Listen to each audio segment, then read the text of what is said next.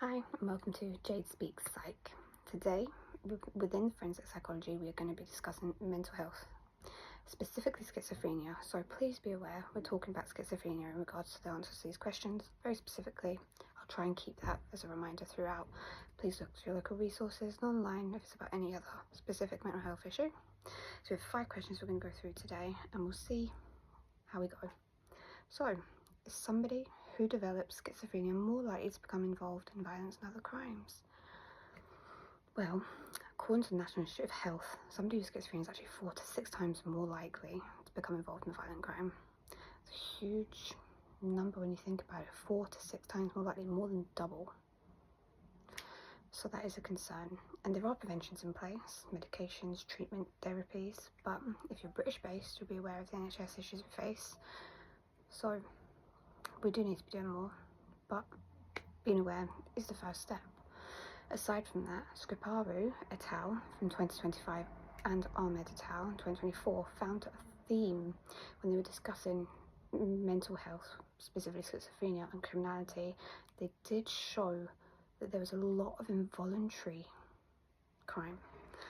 And I'm not sure if that's because we understand the side effects of schizophrenia more, a voice spurring you on, that sensation, if you do not do this thing that you are being told to do, something horrific is going to happen. Many people with schizophrenia, as in Ahmed's research, said they genuinely thought they were doing something for the benefit of the good of society. So they felt like committing a crime was saving a life. Committing a crime was ridding the world of somebody terrible, even though that person wasn't terrible. So we have to consider all of the different areas and understand there is a theme within the criminality from schizophrenic individuals that suggests a lot of it is involuntary. Not always, but it is there. Crime is explained as a direct result of the condition, the side effects of the condition, whether treated or untreated. You're not guaranteed to never have a side effect. So we do need to consider that for question 1. Question 2 addresses if somebody has schizophrenia and abuses substances, which one is more likely to make them stop using violence? It's important to firstly mention there is a lot of discussion, especially by the National Institute of Health, again, that suggests somebody with schizophrenia also abusing substances.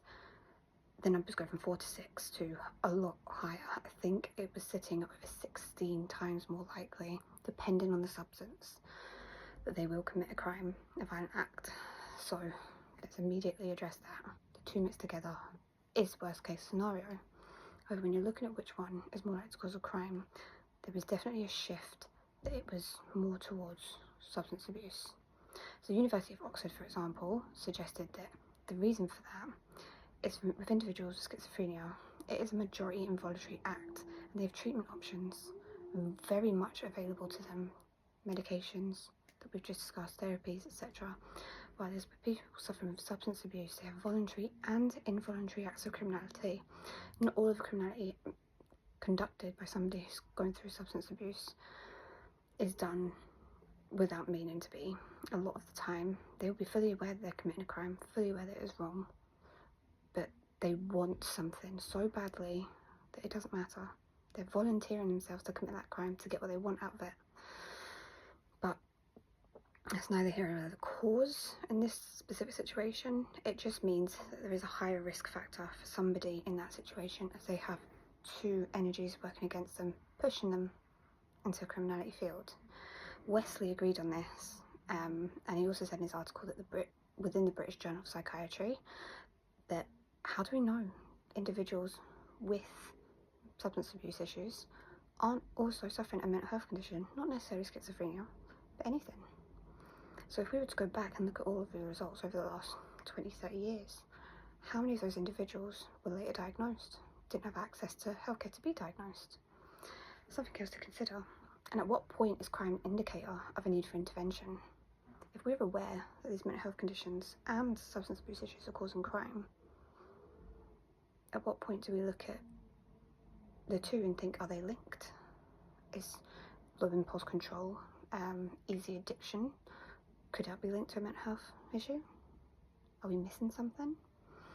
But yes, so finally, there's not much empathy towards the effects of addiction. In a lot of the journals I read, and a lot of the articles and studies, you see a sense of empathy towards people suffering with schizophrenia, you know, people not being able to understand what it must be like having that voice in your head. But people who have drug addictions often suffer voice snared as well, but that's not discussed as often. More so the voluntary aspect of criminality from substance abusers is discussed, as opposed to the involuntary parts of it where they can sort of self-induce psychosis. So also something to bear in mind. Right, our third question: why might a convicted offender be sentenced to be treated in a secure hospital rather than spending a period in prison? Ultimately, you want to suggest it's to combat the root cause of the problem, but Wood 2023 conducted research and he suggested that secure hospitals are for treatment and health, focusing on the person as a whole, rehabilitating them to put them back into society, rid of the problem that caused the crime. While prisons are for punishment, they're punishing somebody and saying you did wrong. So in itself, that's giving two separate messages. One is, we know that you probably couldn't help yourself. The other is, you're being punished. Think of that as you will. That is what we're seeing. But is this encouraging people to want to use mental health as an excuse? Once again, for you to decide. But next on our list of questions is, what kind of life experiences make it more likely that somebody with schizophrenia will be more likely to become involved in criminality? So firstly, substance abuse, which we've already gone over. We already know that has a massive impact and can almost double the chances of somebody conducting a crime. But secondly, ACEs. Now, if you're not aware of what ACEs is, it's adverse childhood experiences. It can range from abuse, neglect, domestic violence, parental separation or incarceration, mental illness, family dysfunction. So of course, schizophrenia does fall within that category.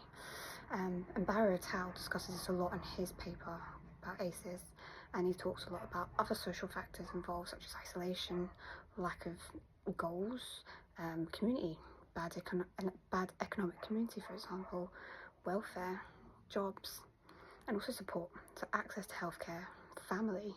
We have free healthcare here in the UK, not the same in every country. Are you able to book a doctor's appointment? If not, could you be suffering from a mental health condition that might lead you to criminality? And when you're in criminality, could you end up not wanting to then seek medical help at that point? You're too far in. You don't want to get in trouble. Could be several parts of that.